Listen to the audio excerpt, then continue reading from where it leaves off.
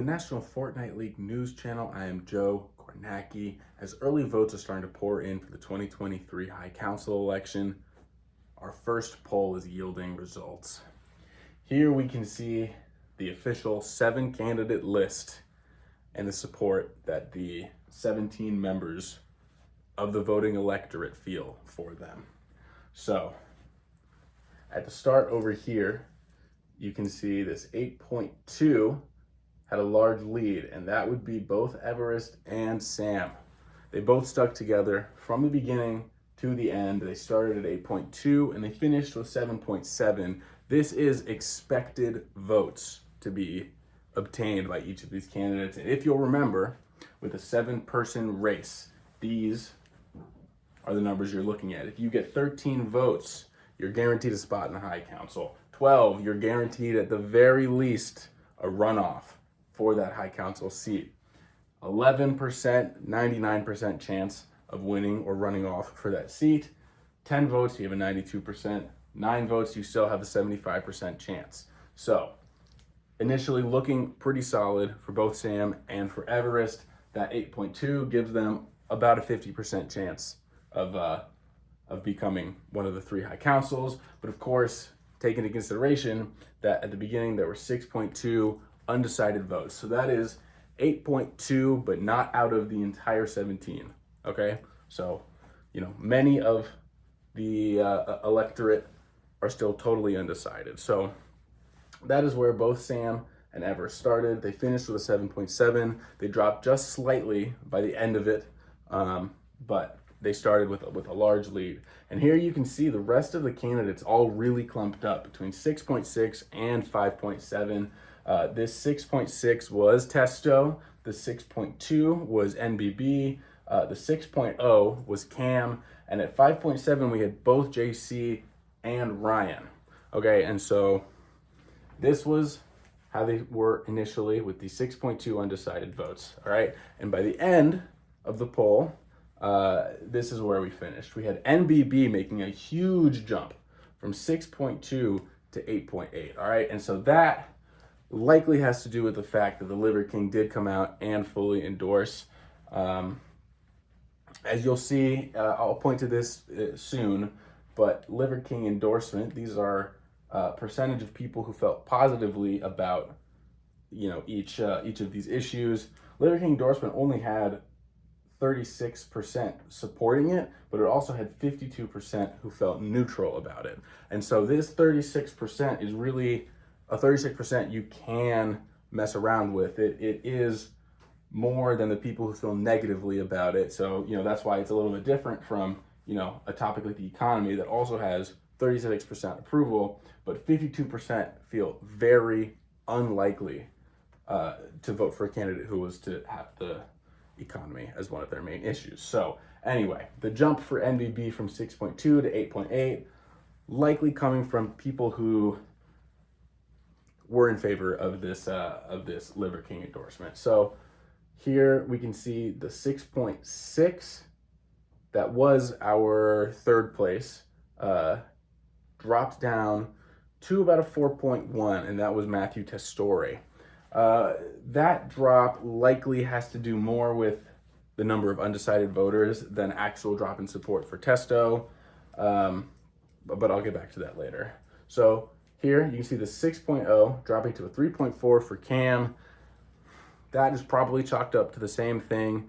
It was the same voters who were voting for both Testo and Cam who ended up just completely changing their mind in the final votes, in the final ballots. And so, really it comes down to just the number of undecided voters. Here you can see from 6.2 to almost 8 undecided votes still out there by the end of this poll. And so, there are 2 candidates left that we haven't talked about. The first being JC, right? So he, like Ryan, started at this 5.7. Ryan mostly stayed flat, but dropped to a flat 5 here. And so what happened? Why did JC jump from a 5.7 all the way to an 8.2?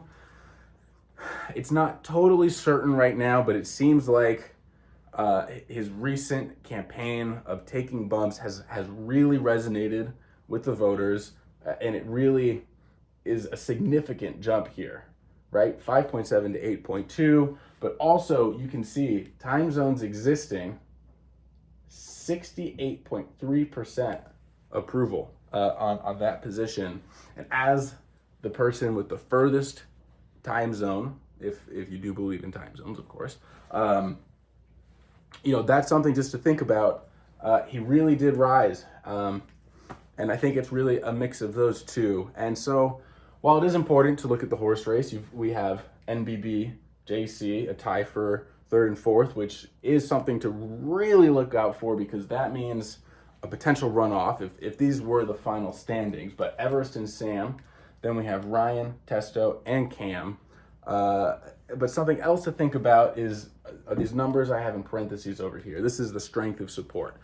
This is when asked, do you support this candidate strongly? How many of these voters said yes? And so you can see NBB took this huge jump, 6.2, 8 to 8, but only 33% of his supporters support him strongly. So you can see he's getting a lot of votes. Obviously, the 6.2 probably slightly stronger than the extra 2.6 votes that came in later. But yeah, 33%, that's something to look out for. And even more interestingly, this JC, 0% of his support coming strongly. So another thing to look out for, obviously they're both in this higher range with NBB almost at a 75% chance of winning one of these seats, JC at about 50%. But if 0% of this support is strongly, how many of them are truly going to be JC voters? How many of them actually belong in the 7.9? It's a little unclear at this point. Everest and Sam, you see them start at 8.2 together, fall to 7.7 together, and 66% support for both of them together. 2/3 of their voters support them strongly. So again, they probably shouldn't feel too bad about their chances despite being in third and fourth, especially starting in first and having the 66% strength of support. That's incredibly important. That's something that they, I'm sure, feel great about.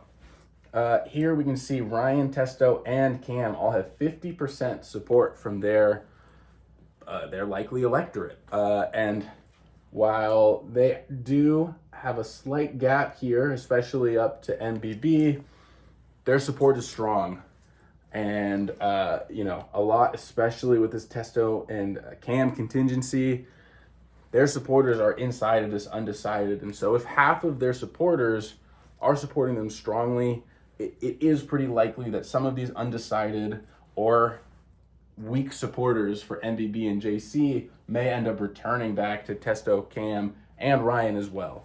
So, while this is a great look at how the election may shake out if it was today, because of this weak strength of support and almost 8 votes still left on the table, this 3.4 to 8.8 gap in votes is a little bit of a misnomer.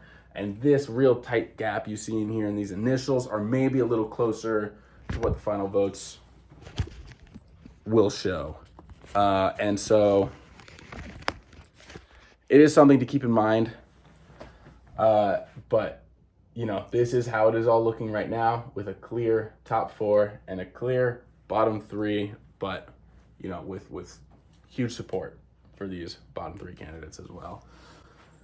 Now, let's move over to the issues that are turning people out for this vote, okay? So, when asked if these were the positions that a candidate would take, would it make you more likely or less likely to vote for this candidate? 74% of respondents support chugging beer. That is a wildly popular position for any of you candidates to take. Obviously, voting has already started, and you're not going to win over anyone who has already made their vote. But candidates, chugging beer is going to be a very important thing going forward. And if you are on the side of not chugging beer, you're alienating a strong contingency of voters, and it's highly unlikely that you're going to be able to garner a base and keep it and continue to look for political power in the future. If, of just about a quarter of voters aren't feeling super positively towards it. And to make it even more clear, part of this 25% that weren't pro-chugging beer were pro-chugging different types of alcohol. So, wildly popular position to take. Second most popular here was that time zones exist, as I mentioned before, with nearly 69% of respondents feeling positively, another 20% feeling neutral. So this time zones existing, not a very negative thing to feel at all. And while chugging beer did have more overall support, time zones existing had less animosity towards it. And here you can see power coming from intention. So this is the exact wording of the question. Let's look in my notes from the producers. They're saying the power vested in our Constitution, bylaws, and coins come from their intentions and not their wording. So, this came up with the recent Brad Wilkinson incident and court cases. And it seems as if voters are on the side of the intentions and not the wording, but only about 2/3 to 1/3. So that is pretty strong, but you didn't see this real neutral contingency. It is incredibly polarizing. And so it is something to continue to look out for. But yeah, as of right now, just about 2 out of 3 candidates are supporting intentions. Here you can see shock therapy, 58%, another JC stance. So, when candidates really thought about what mattered to them, a lot of these positions were coming out JC between time zones and shock therapy. So those two things, if obviously they're very popular, and if voters do decide that they're some of the most important things to them, that gives JC a very clear path to victory here. And that's just what I'm seeing. And then so the 4 least popular opinions people could take, Liver King endorsement, while only 36% supported it, really 52%, it didn't move the needle. So, you're only gaining support by getting the Liver King endorsement, even if it's not moving the majority of the people. It is in the lower half of the issues, but, it is a net gain for NBB, as you can clearly see up there. And then the economy, as I said before, a wild net negative for any candidate whose main position right now is the economy. 36% support and not even 52% disapprove. 52% very much disapprove. Very unlikely to vote for a candidate if that was their main policy. All right.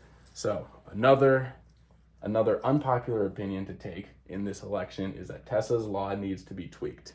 All right. So just about 70% of voters do not believe that Tesla's law needs to be tweaked. 31% believe that it does need to be tweaked.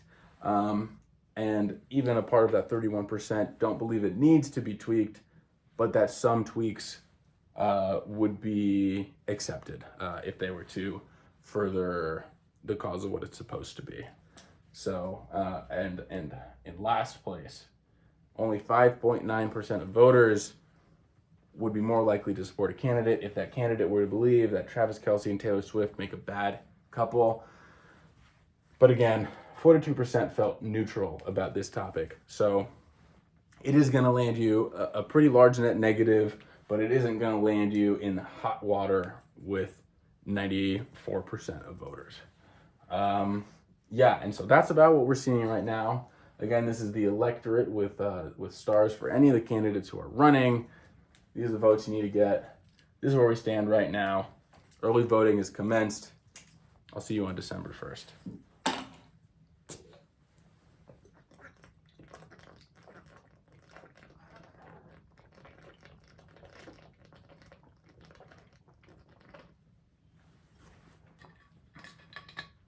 Thank you and good night.